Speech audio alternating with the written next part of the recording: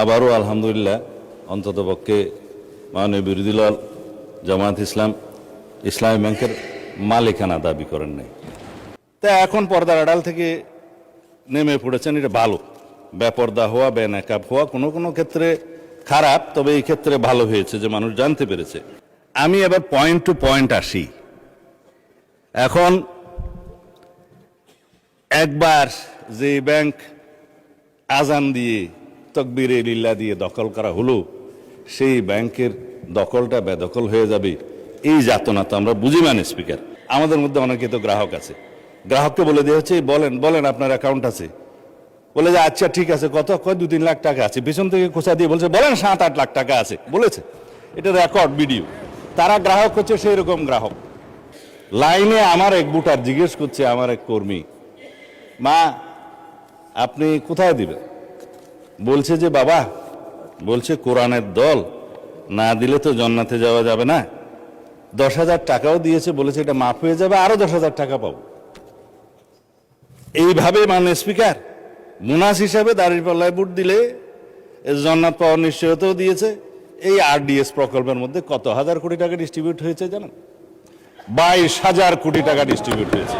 এখন সেই জন্যই বলছিলাম কি যাতনা বিষয়ে বুঝিবে সে কিসে, কবু আসিবে সে ধ্বংসে নিজারে। মাননীয় স্পিকার আপনাকে ধন্যবাদ। আলহামদুলিল্লাহ, আসসালাতু ওয়াসসালামু আলা রাসূলিল্লাহ।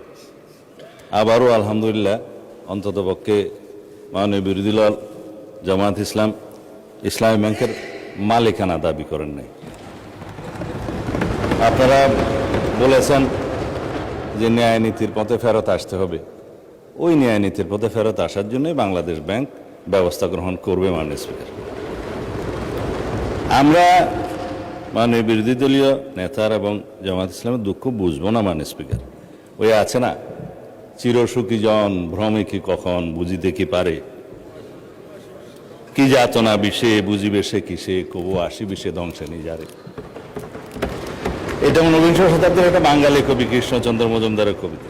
তার আরো কয়েকটা লাইন আছে, যতদিন ভবে না হবে না হবে তোমার অবস্থা আমার সম, ঈষৎ হাসিবে শোনে না শুনিবে, বুঝে না বুঝিবে যাতনা মম। আমাদের এখানে কবি বেশি আছে মানুষ। তো এখন বটম আপ করি। মাননীয় বিরোধী দলীয় উপনেতা বলেছেন যে শেয়ারগুলো ডাকাতি করে কিনে নেওয়া হয়েছে। ইবনে সিনার 2% শেয়ার ছিল মাননীয় স্পিকার। ব্লক মার্কেটে 3 গুণ দামে তারা শেয়ার বিক্রি করেছে, এটা তো রেকর্ড। পাবলিকলি লিস্টেড কোম্পানির শেয়ার ব্লক মার্কেটে 3 গুণ দামে বিক্রি করা হয়েছে।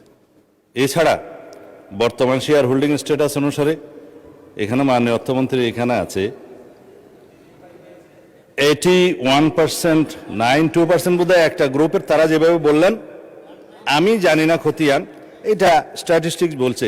দয়া করে আপনারা না বললে খুশি হবে, আপনাদের বলার সময় আমরা বলি নাই। আর শেয়ার হোল্ডিং এর যারা মালিক তাদের কাছে মাননীয় বিরোধী দলের নেতা নোটিশেই বলেছেন দেশের অর্থনীতি, ব্যাংকিং খাতের স্থিতিশীলতা এবং কোটি কোটি গ্রাহকের স্বার্থ রক্ষার লক্ষ্যে ইসলামী ব্যাংক বাংলাদেশের শেয়ার সমূহ বৈধ ও প্রকৃত মালিকদের নিকট প্রত্যার্পণের জন্য প্রয়োজনীয় ব্যবস্থা গ্রহণ করা হোক। সেই বৈধ এবং প্রকৃত শেয়ার হোল্ডারদের কাছে এই মালিকানা ফেরত দেওয়ার যথাযথ ব্যবস্থা গ্রহণ করা হবে মাননীয় স্পিকার। এখন কারা কত পার্সেন্ট শেয়ারের মালিক সেদিনও বক্তৃতায় বলেছিলেন প্রকাশ করা হোক। মাননীয় অর্থমন্ত্রীকে অনুরোধ করেছি, বাংলাদেশ ব্যাংকের গভর্নরের কাছে অনুরোধ করে জাতির সামনে প্রকাশ করা হোক। শেয়ার হোল্ডাররা তারা কিভাবে খরিদ করেছে দ্যাট ইজ ডিফারেন্ট ডিবেট। সেটা দুদকের তদন্ত হতে পারে, মামলা হতে পারে, but share holder is share holder. Publicly listed কোম্পানির মধ্যে সেটা আলাদা ডিবেট এবং আলাদা তদন্ত হতে পারে। এখন বলা হচ্ছে আপনারা ব্যাংকের মালিক না, জামায়াত ইসলাম ব্যাংকের মালিক না, আবার বলছে ইসলামের উপর হাত দিবেন না। কদিন আগে জামায়াত ইসলামের এক বন্ধু, আমি নাম নিলে আবার এখানে 74-এ দাঁড়াতে পারেন, সেজন্য 2 জন এমপি ছিলেন, আরেকজন পরাজিত এমপি ছিলেন, আরেকজন নেতা ছিলেন, বক্তৃতা দিচ্ছে ইসলামের উপর হাত দিবেন না। মাননীয় স্পিকার, ইসলামী ব্যাংক ইসলাম নয়। আমাদের জনাব মির্জা ফখরুল ইসলামও ইসলাম নয়, জামাতে ইসলামও ইসলাম নয়। সুতরাং সবকিছুতে ইসলামের উপরে হাত দিবেন না দোহাই দেওয়া কিন্তু ঠিক নয়। মানে স্পিকার, আমি এবার পয়েন্ট টু পয়েন্ট আসি। এখন একবার যে ব্যাংক আজান দিয়ে তকবীরে লিল্লাহ দিয়ে দখল করা হলো, সেই ব্যাংকের দখলটা বেদখল হয়ে যাবে, এই যাতনা তো আমরা বুঝি মানে স্পিকার। সুতরাং যারা পর্দার আড়ালে থেকে গ্রাহক বলে রাস্তায় আন্দোলন করছে, ভিডিওটা দেখেন, তাদের রাজনৈতিক পরিচয়। আমাদের মধ্যে অনেকে তো গ্রাহক আছে, গ্রাহককে বলে দেওয়া হচ্ছে বলেন বলেন আপনার অ্যাকাউন্ট আছে, বলে যে আচ্ছা ঠিক আছে, কত কয় 2-3 লাখ টাকা আছে, পিছন থেকে খোঁচা দিয়ে বলছে বলেন 7-8 লাখ টাকা আছে বলেছে, এটা রেকর্ড ভিডিও। তারা গ্রাহক হচ্ছে সেই রকম গ্রাহক। তা এখন পর্দার আড়াল থেকে নেমে পড়েছেন, এটা ভালো। বেপর্দা হওয়া, বেনাকাব হওয়া কোনো কোনো ক্ষেত্রে খারাপ, তবে এই ক্ষেত্রে ভালো হয়েছে যে মানুষ জানতে পেরেছে।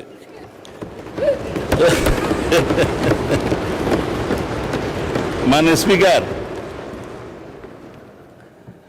এখানে আরডিএস নামে একটা প্রকল্প আছে। সেই প্রকল্পের, এটা হচ্ছে ইসলামী ব্যাংকের একটা ফ্ল্যাগশিপ প্রকল্প। এই প্রকল্পের মূল হচ্ছে পল্লী উন্নয়ন প্রকল্প নামে, যেখানে 5,000, 10,000, 20,000 টাকা পর্যন্ত লোন দেয়া যায়। নারী গ্রাহকের সংখ্যায় বেশি। ভোটের আগে 10,000 টাকা করে অনেক নারীকে দেয়া হয়েছে। লাইনে আমার এক ভোটার জিজ্ঞেস করছে, আমার এক কর্মী, মা আপনি কোথায় দিবেন? বলছে যে বাবা, বলছে কোরআনের দল না দিলে তো জান্নাতে যাওয়া যাবে না, 10,000 টাকাও দিয়েছে, বলেছে এটা মাফ হয়ে যাবে, আরো 10,000 টাকা পাবো।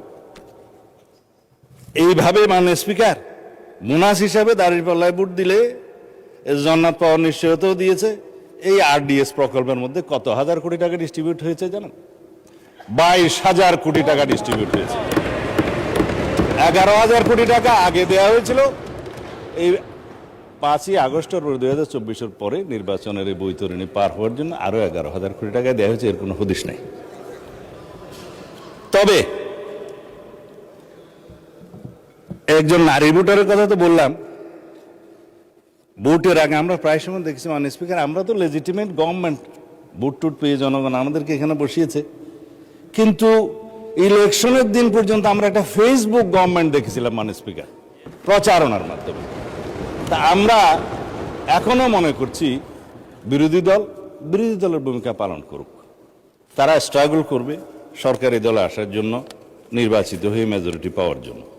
কিন্তু বারে বারে এইভাবে প্রচারণা, পর্দার আড়ালে প্রচারণা, পর্দার ভিতরে প্রচারণা ইত্যাদি চালিয়ে মানুষকে বিভ্রান্ত করে মাননীয় স্পিকার আমরা বোধহয় খুব বেশি এগোতে পারবো না।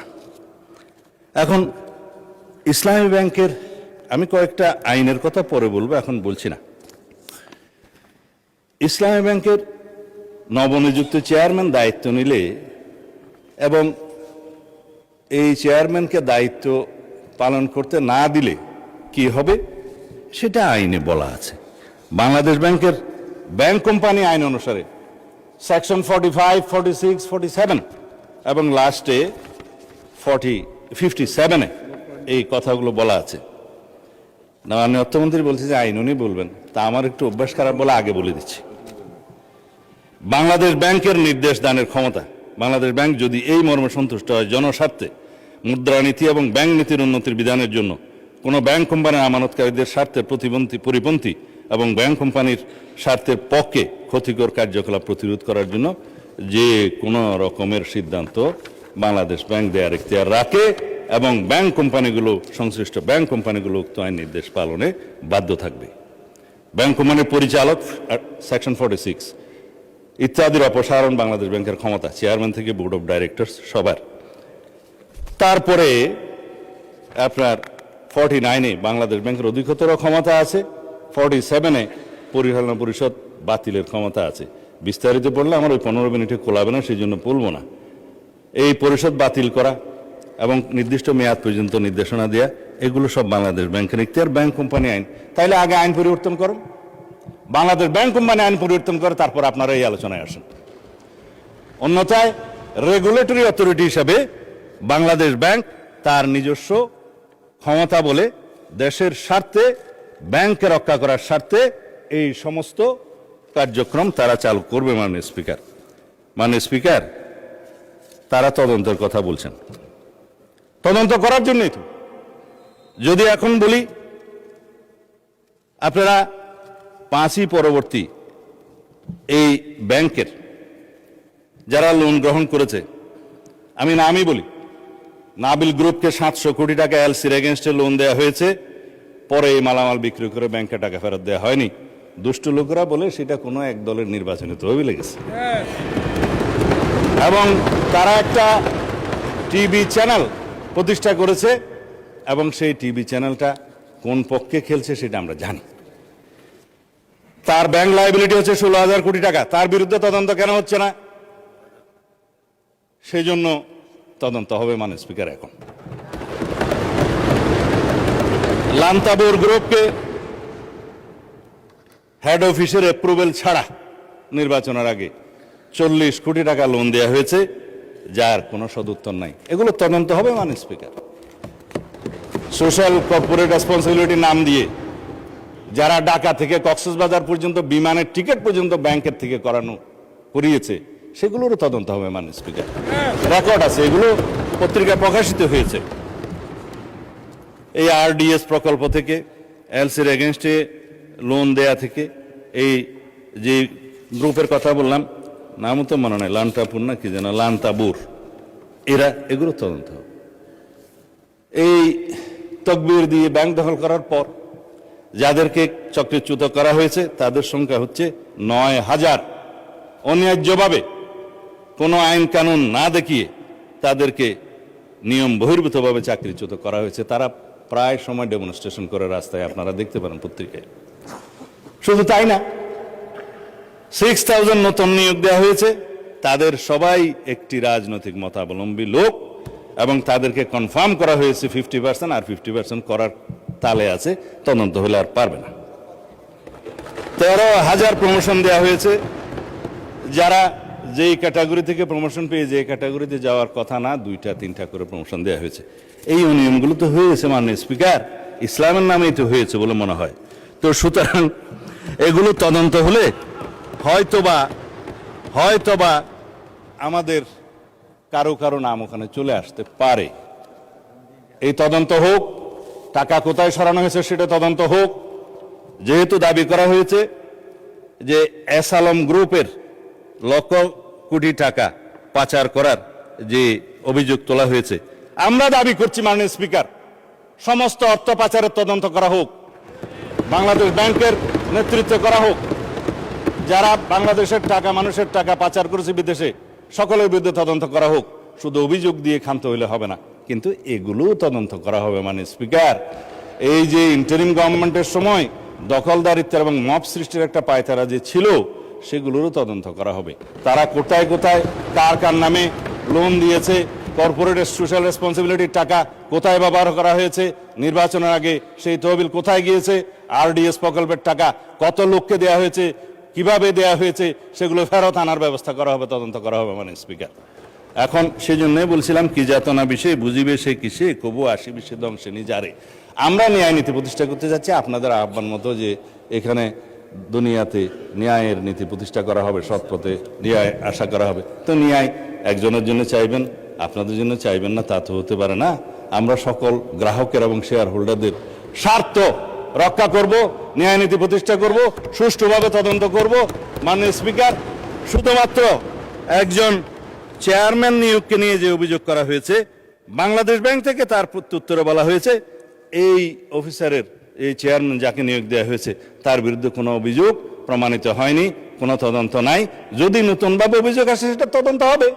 এখনো পর্যন্ত তো সে প্রিজাম্পশন অফ ইনোসেন্স নীতি অনুসারে তার বেনিফিটটা পাবে, যে তার বিরুদ্ধে শুধু অভিযোগ আনা হচ্ছে মৌখিক বা পত্রিকায়, সেই অভিযোগের তো তদন্ত হয় নাই। সুতরাং প্রিজাম্পশন অফ ইনোসেন্স হিসাবেই সে তার বেনিফিটটা পাবে। যদি অভিযোগ আনে, তদন্ত হবে, তখন সেটা দেখা যাবে। এবং he who seeks equity must come with clean hand, this is one of the maximum of the equity. তারা যেগুলো বলছে, তারা যদি ক্লিন হ্যান্ডে থাকে তাহলে তারাও তদন্তের ফেস করুক। মাননীয় স্পিকার, যাদেরকে আজকে ব্যাংক কর্মচারীদেরকে অফিসে ঢুকতে দেওয়া হচ্ছে না এবং কলম বিরতির নামে জবরদস্তিমূলক ব্যাংকে যেয়ে বাধা দেওয়া হচ্ছে, আমাদের কাছে তো ভিডিও আছে। আমরা যেহেতু এই স্বরাষ্ট্র মন্ত্রণালয়ের দায়িত্ব পালন করছি, আমাদের কাছে সমস্ত কিছু রাখতে হয়। এই সমস্ত তদন্ত ভিডিও সহ অডিও সহ সব কিছু আছে। মাননীয় বিরোধী দলীয় নেতা এক জায়গায় বক্তৃতা দিয়ে বলেছেন, তার বুকের উপর দিয়ে যাবে, যদি টিয়ার গ্যাসগুলি করতে হয় আমার উপর দিয়ে যাবে, আমি গ্রাহকের সেবা নিশ্চিত করব। গ্যারান্টেড মাননীয় বিরোধী দলীয় নেতা, গ্রাহকদের আমানতকারীদের স্বার্থ নিশ্চিত করার জন্য আমরাও বুক পেতে দেবো, শুধু আপনি কেন। সুতরাং ন্যায় নীতি প্রতিষ্ঠা করা হবে। আজকে ইন্টারেস্টিংলি দেখছি আমাদের এনসিপির বন্ধুরা কেউ নাই। আপনারা জামায়াত ইসলামকে কি তারা এনসিপি অ্যাভোর্ড করলো কিনা জানি না, কেউ বক্তৃতাও দেয় নাই। আমি চেয়ারগুলো খালি দেখে বলতেছি মাননীয় স্পিকার। তবে এখানে একটা দাবি রাখি, অন্যায্যভাবে যাদেরকে চাকরিচ্যুত করা হয়েছে তাদের সবাইকে চাকরি ফেরত দেওয়ার জন্য একটা তদন্ত পরিচালনা করা হোক। আর যাদেরকে রাজনৈতিক বিবেচনা চাকরি দেওয়া হয়েছে তাদের কয়টা সঠিক নিয়োগ হয়ে গেছে সে বিষয়েও তদন্ত করা হোক। মাননীয় অর্থমন্ত্রীকে অনুরোধ করছি, Bangladesh bank as regulatory authority of the banks, central bank, তার যথেষ্ট ক্ষমতা আছে, ব্যাংক কোম্পানি আইনের ক্ষমতা দেওয়া আছে, সেই জন্য সেভাবে যায়। ধন্যবাদ মাননীয় স্পিকার। আমি এক সেকেন্ড